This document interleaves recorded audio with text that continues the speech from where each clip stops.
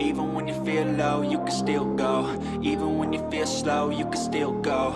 Even when there's no hope, you can still go. I never answer to no, man, I still go.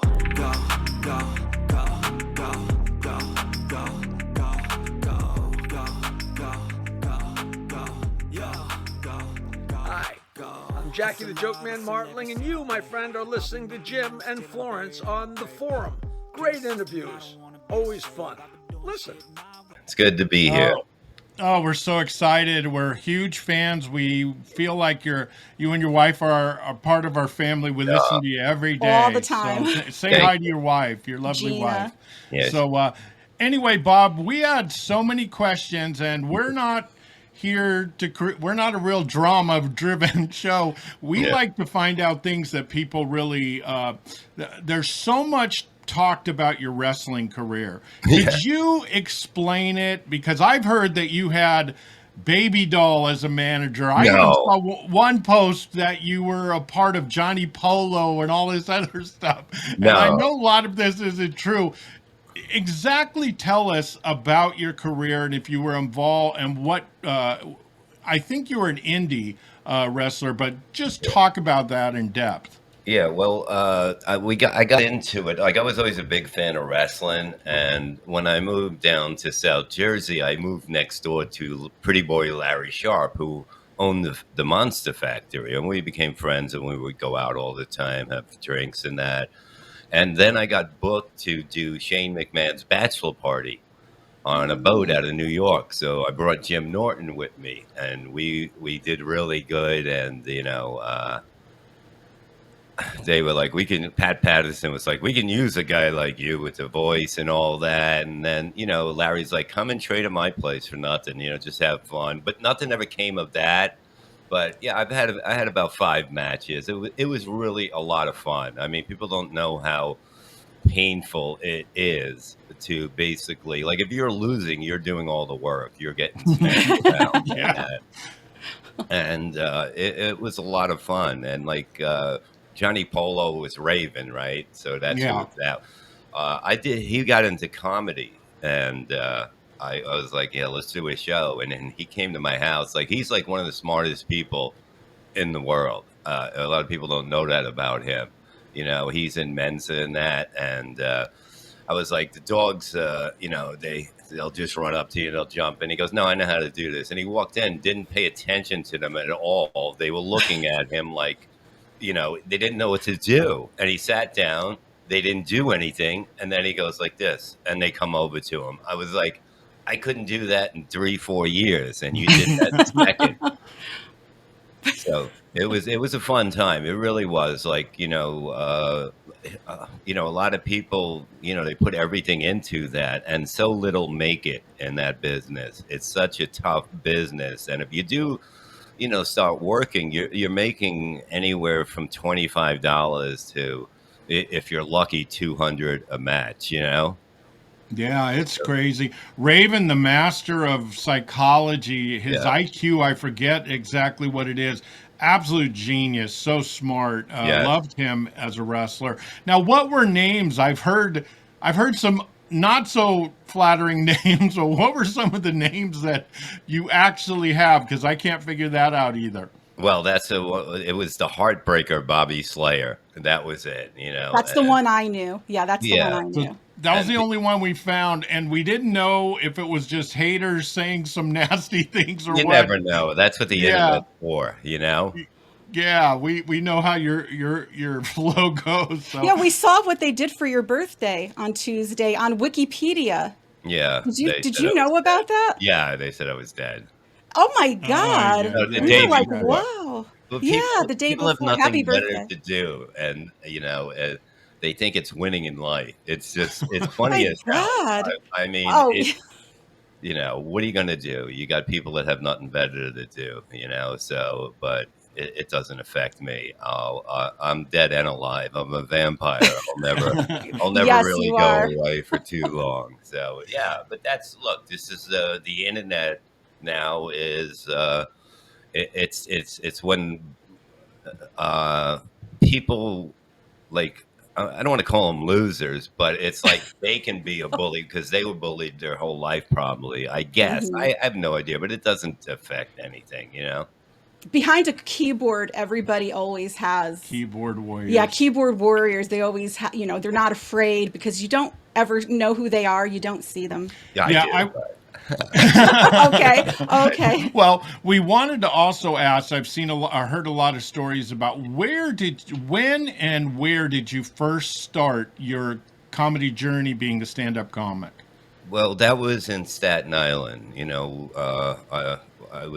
We were big Stern fans, a lot of us, and I like when we used to hang out at this bar. It was a tough bar in that, and my job was to, if new people came in, I'd make fun of them so they fight us, you know.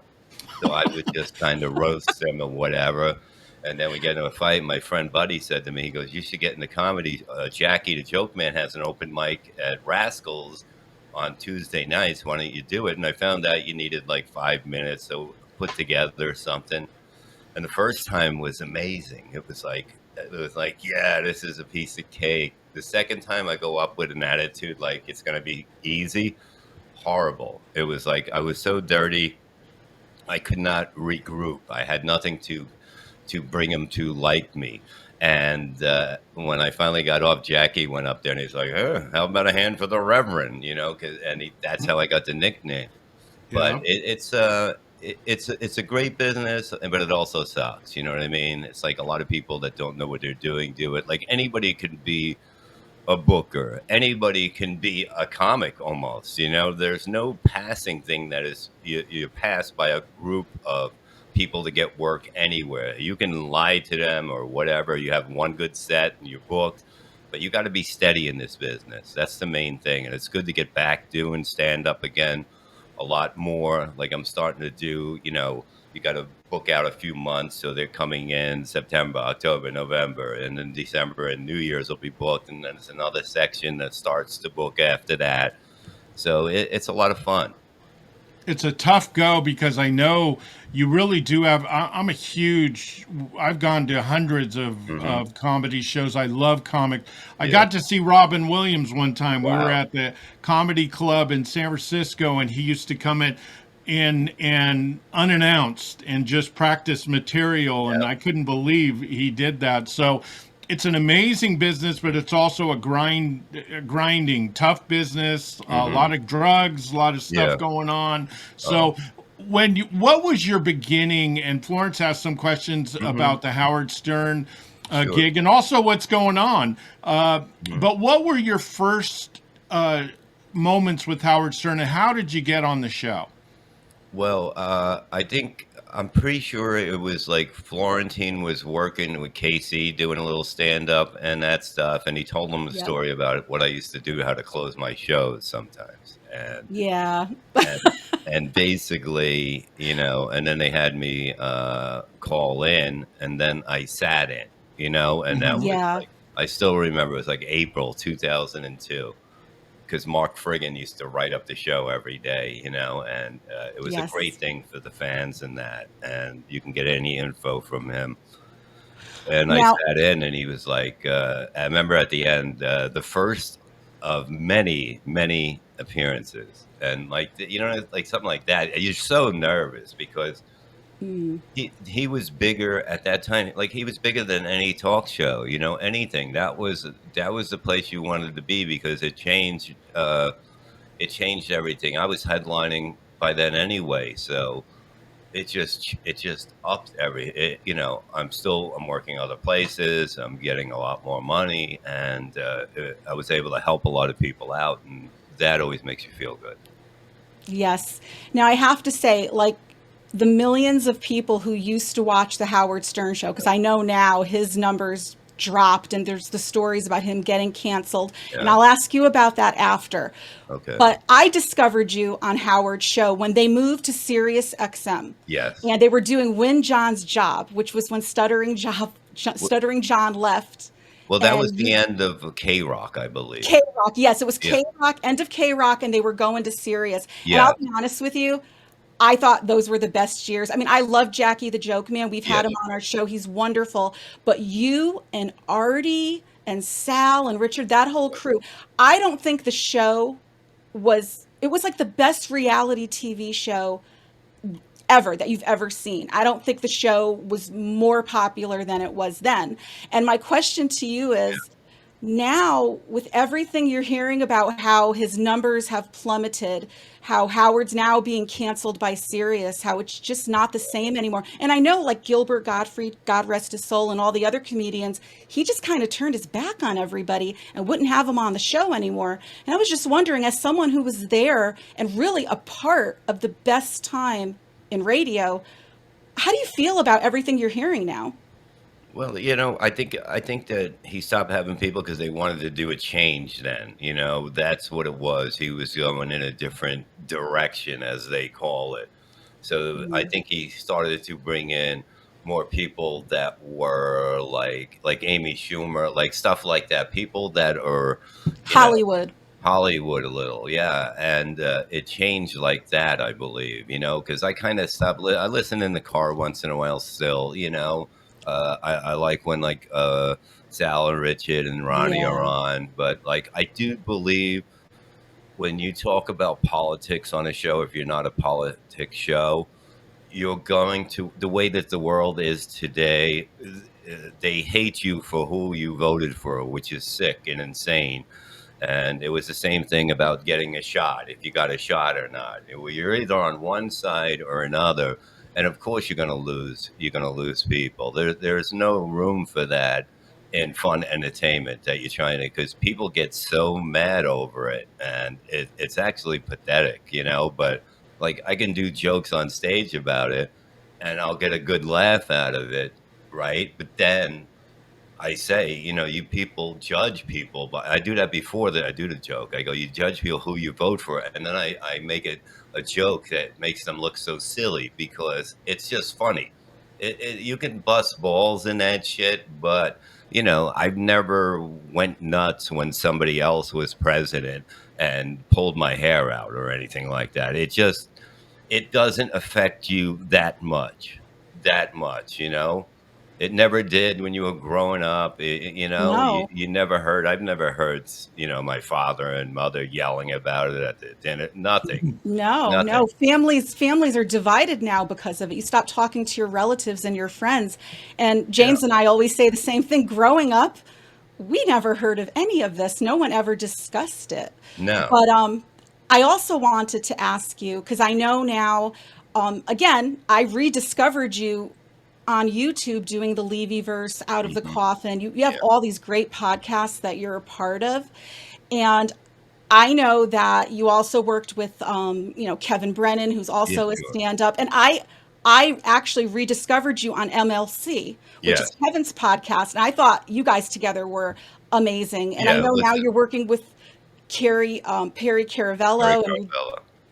doing all these wonderful things. Tell us a little bit about Levyverse and all the things you're doing now. Well, Levy verse is like I'll do Out of the Coffin by myself. Now I'm working with Jim Gray from he's on PCL. Like he helps behind the scenes and he's good. He's a good talker. And so we do the Perry Chronicles, which is we watch older and some new Perry and just talk about some inside stuff and that. And also like me and Jim will do the Jim Bob show, which Yep.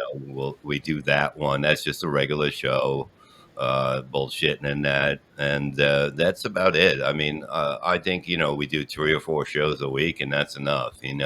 Everybody Yes. wants to do 7, but it's just too much. If I'm around and I want to go and have fun, I will. But I think it's 3 to 4 a week, and that's enough. That's enough for Well, anyone. absolutely. Who are some of the? I know I was a God rest his soul, Ralphie May. I was a huge fan of Ralphie May and He some was of the funny. other comics.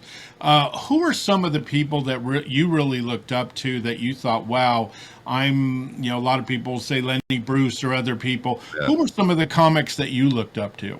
You know what? I really didn't. I didn't. I got in this business by a fluke, like I was saying. Like I knew nothing about the business. I mean, I did the open mic for 2 years, and then I started getting jobs headlining, and I had no idea. I thought the other comedians were sent by another agent. I had 25 minutes. I was headlining when I was supposed to be doing 40 because nobody would be able to go after me. And people were like mad. They're like, I would make more money, do less time, and they'd have to do more when they work with me. So like I wasn't, I loved I love comedy. I love comedy movies and that. I guess I seen Eddie Murphy's first one back then, but little George Carlin, but I never sat there and went, oh, this is what I want to be. I wanted to do Yeah. what I thought was funny. And Yeah. even if it's dirty or whatever, the whole thing is that, if it's funny, they'll laugh. Yeah, I think that comedy is right now. To me, it's a different type of comedy. I'm not as much into it. I think it's a little PC for me. But like Ralphie May says, it's just a joke. It is. It is. I You see know? clips of him now. I see clips of him like on Facebook and that, and I'm like, this guy was great. He was a killer.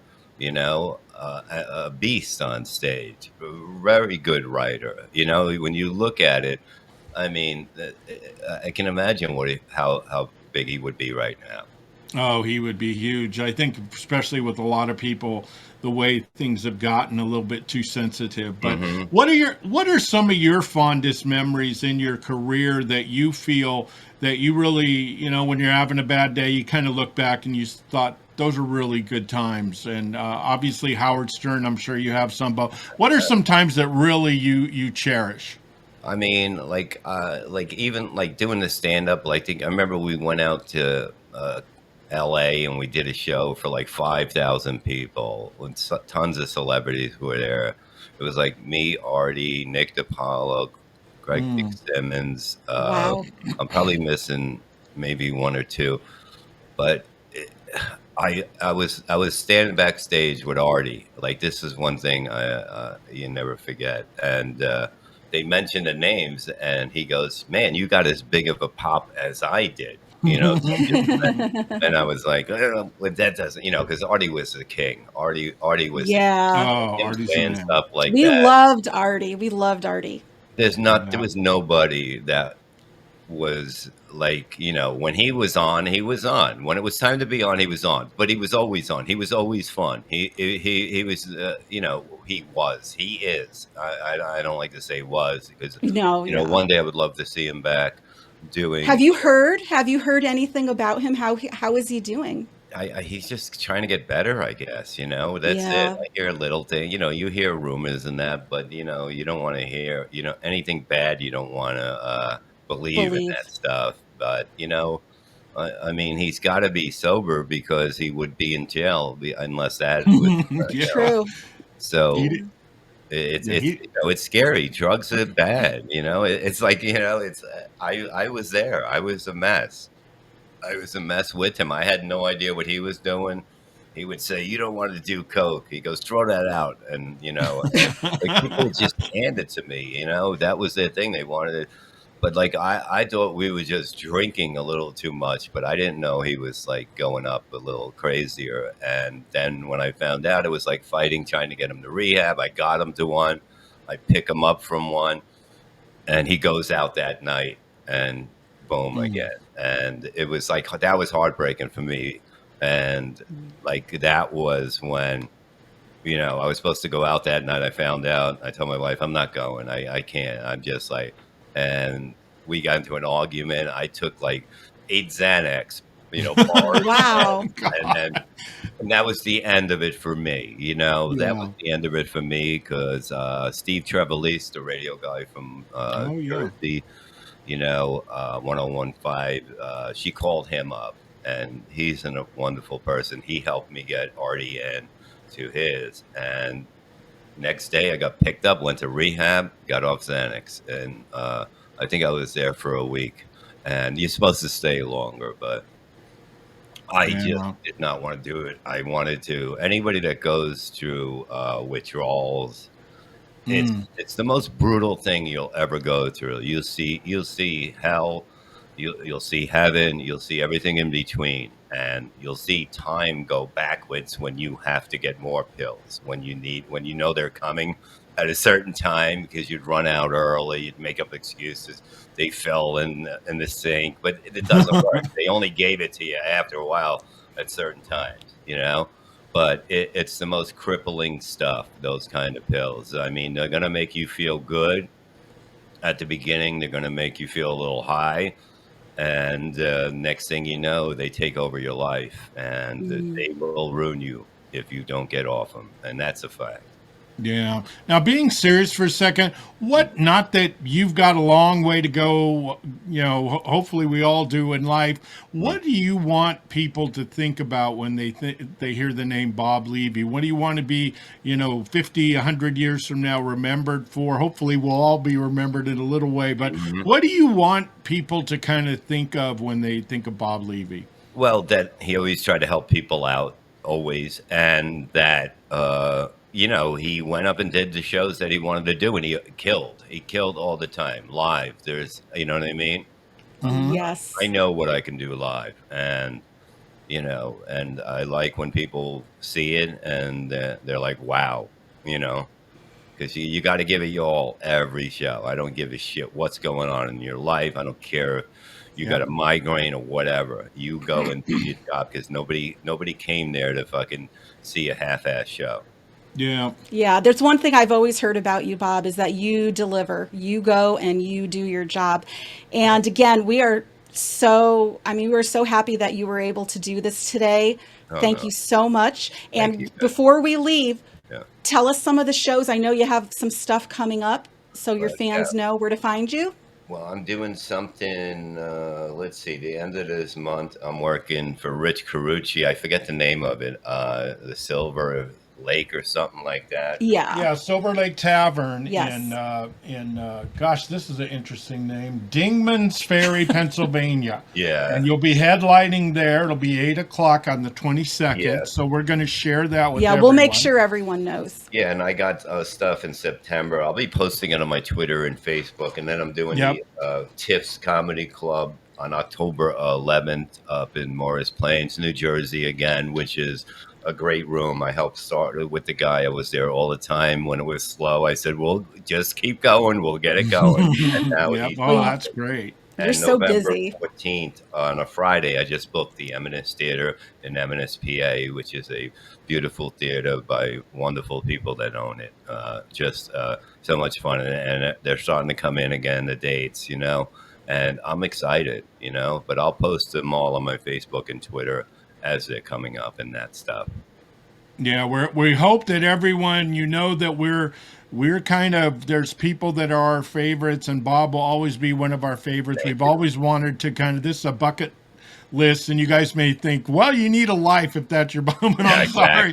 Bob is amazing, and we're big fans of Bob, and hopefully Artie someday will be on the show. We almost got him one time, but he just kind of had some things going on. So we always pray for Artie. We love him. But thank you, Bob, so much. You bring so much laughter and joy to our lives, and we always pray for you and your lovely wife, and we hope that you continue to do your thing and to just make a lot of people happy out there. And to the haters, thank you for making him money. We appreciate that as well too. Exactly. It doesn't matter whether you hate me or love me, you're watching. Thank Howard. Yes. But stay with us. I want to ask you one quick thing, Bob. But again, thank you, everyone. We're going to put this out on Monday, and we're so appreciative. Thank you again, Bob. Thank you, guys. Thank you.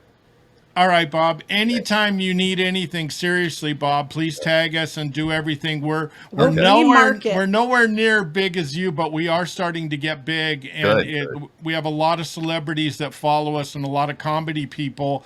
Bob Zaney and a lot of other people follow us, so we help them out. So anything you need, please just don't even think twice. Just ask same us. here too, because it's just a retweet. You know what I mean? Just tag me, or just inbox me and say I put up this. You know what I mean? If you want to. Thank you so much. Thank you. It's simple. I have 2 accounts. I have 2 on Twitter. I have the Levy Land or whatever, and mine. So Sir Levy. Well, that's great.